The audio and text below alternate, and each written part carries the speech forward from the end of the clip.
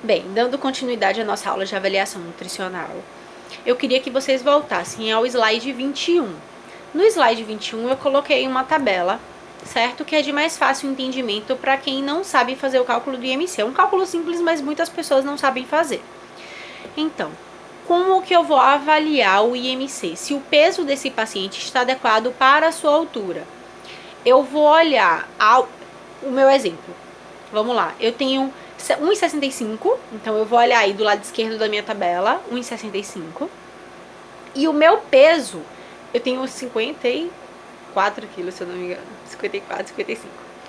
Então, eu vou olhar o meu peso ali em cima. Tá vendo que começa no 60? Então, eu tenho abaixo do 60. Porém, entre 20 e 24, o meu IMC está normal. Então, eu tenho ali 22, é um pouquinho abaixo de 22. Eu tenho o meu IMC é sempre 21 e pouquinho. Então, assim, se eu tô no azulzinho, é porque o meu peso está normal. Tá vendo ali embaixo da normalidade? Porém, se eu tenho 1,65 e se eu tivesse 110 quilos, por exemplo, o meu IMC ia ser 40, tá vendo? E com o IMC 40 eu tenho uma obesidade mórbida, acima de 40, certo? Então, como vocês podem ver no slide 24, eu tenho diferentes classificações para esse IMC. Então, eu faço esse cálculo simples, tá bom? Vamos agora falar de novo sobre a avaliação nutricional subjetiva global, tá bom? Eu vou falar com mais calma, porque eu falei um pouco corrido, porque o tempo de gravação aqui estava curto. Ó, e o vídeo estava ficando muito longo.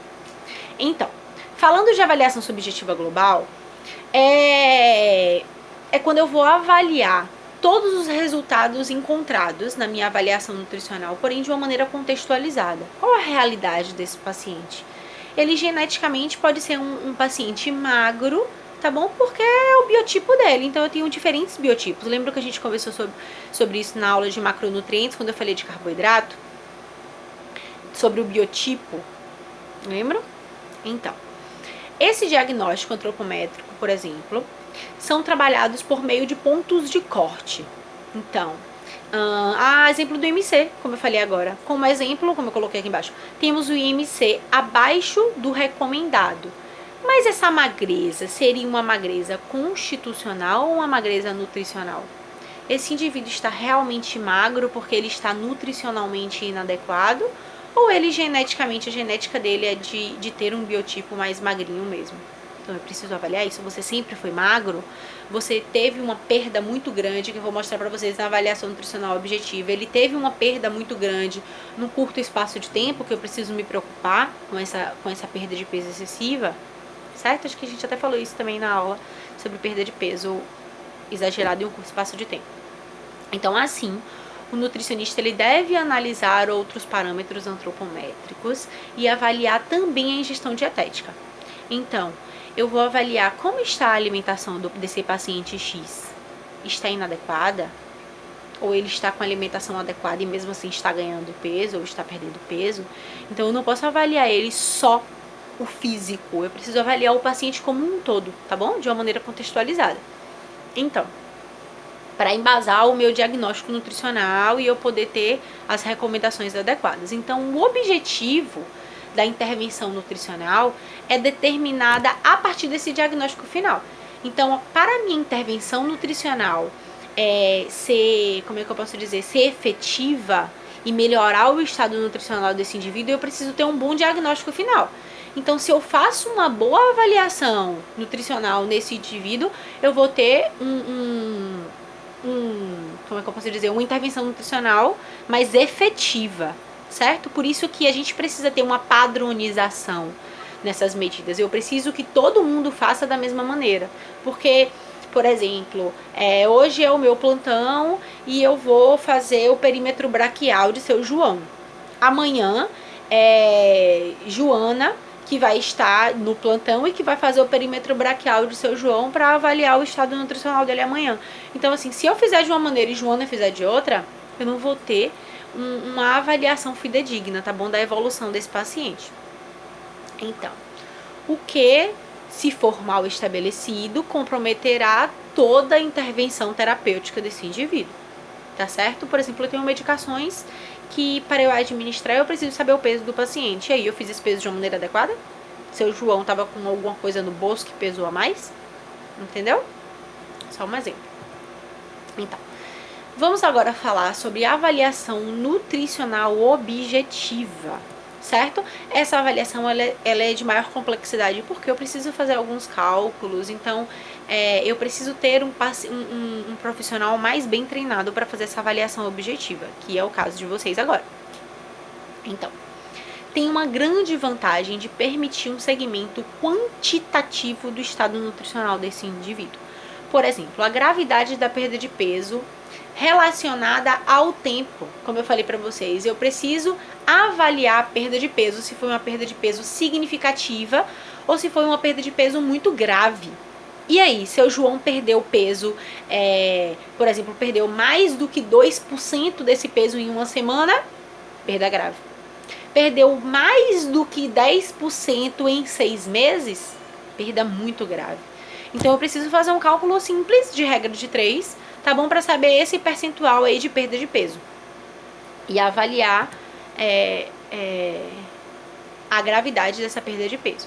Então, a quantidade de alimentos, ela deve ser suficiente para cobrir as exigências energéticas desse indivíduo e manter o equilíbrio do seu balanço. A gente falou isso na aula de macronutriente, né? Então, todo mundo precisa consumir todos os grupos de alimentos, a não ser que esse indivíduo tenha alguma patologia que o restrinja de consumir certo grupo de alimentos ou certo nutriente, tá bom? Para que eu tenha um balanço energético dessa exigência. Então, eu não devo consumir nem tanto, nem tão pouco. Lembra que a gente falou isso nas aulas de macronutriente e micronutriente? Justamente. Micronutrientes também, né, que eu posso ter uma deficiência por micronutriente ou uma toxicidade. Na maioria das vezes, pelos alguns minerais ou as vitaminas lipossolúveis que podem levar à toxicidade. Então, necessidades e recomendações nutricionais. Vamos ao slide 32. A relação entre o consumo e a demanda energética. Então, essa relação a gente chama de balanço energético.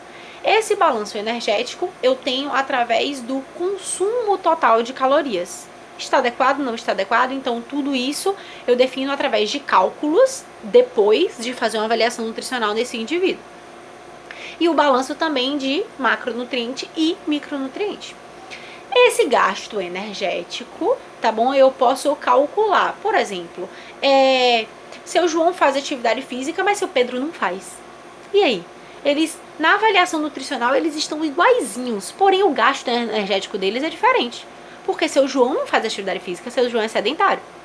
Entendeu? Então eu preciso também incluir nesse cálculo de ingestão, tá bom? A taxa metabólica desse paciente. Então, eu tenho taxa metabólica de repouso, o efeito termogênico dos alimentos. Eu tenho alguns alimentos que ajudam a acelerar esse metabolismo.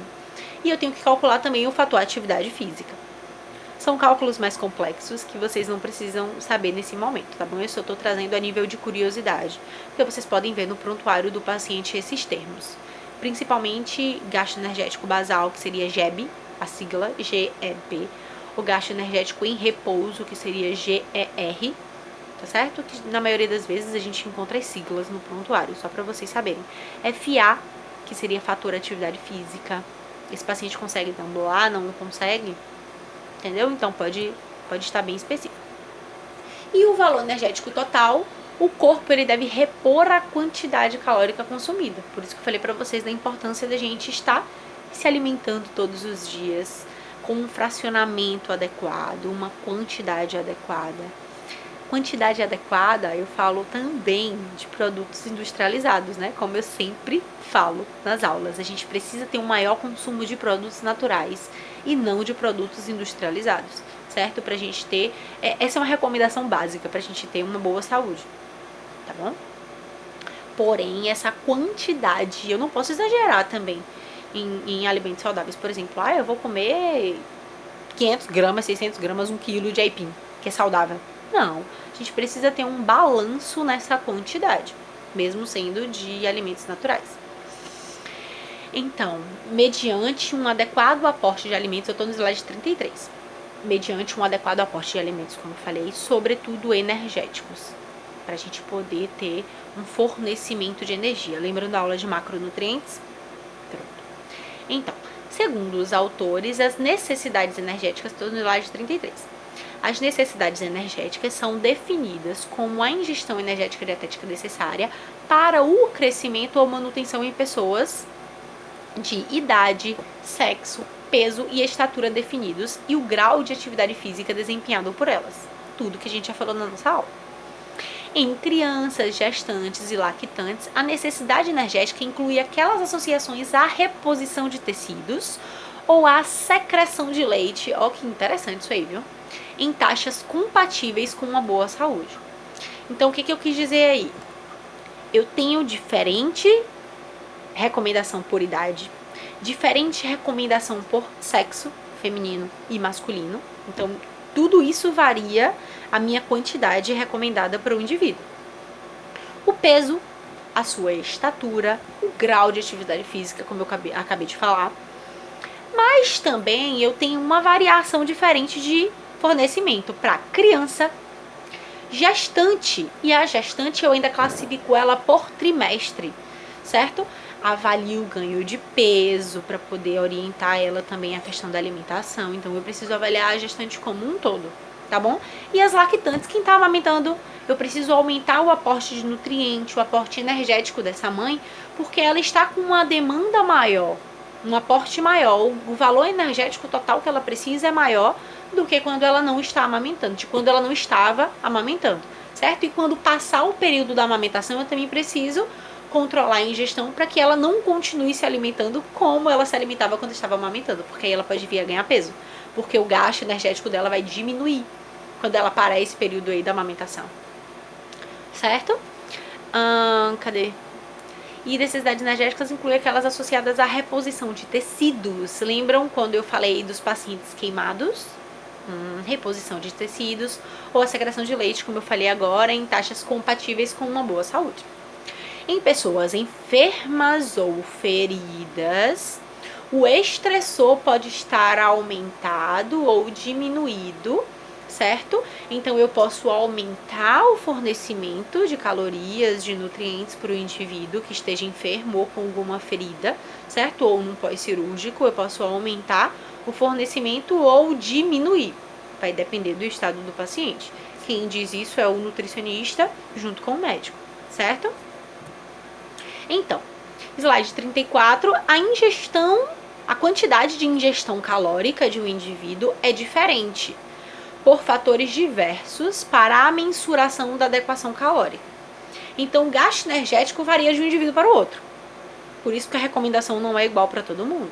Além do fator atividade física ou injúria, ou seja, indivíduos sadios ou enfermos. Então, vai variar. Por exemplo, eu, estando saudável hoje, tenho um fornecimento de calorias X. Se hoje eu me tornar uma paciente enferma, pode mudar para Y, tá bom? É isso. Espero que eu tenha contribuído com o aprendizado de vocês. Qualquer dúvida, eu estou disponível. Sempre respondo vocês sempre que possível, tá certo? No WhatsApp, todo mundo tem acesso ao meu WhatsApp. Aprofundem mais, por curiosidade. Eu vou estar anexando também um livro.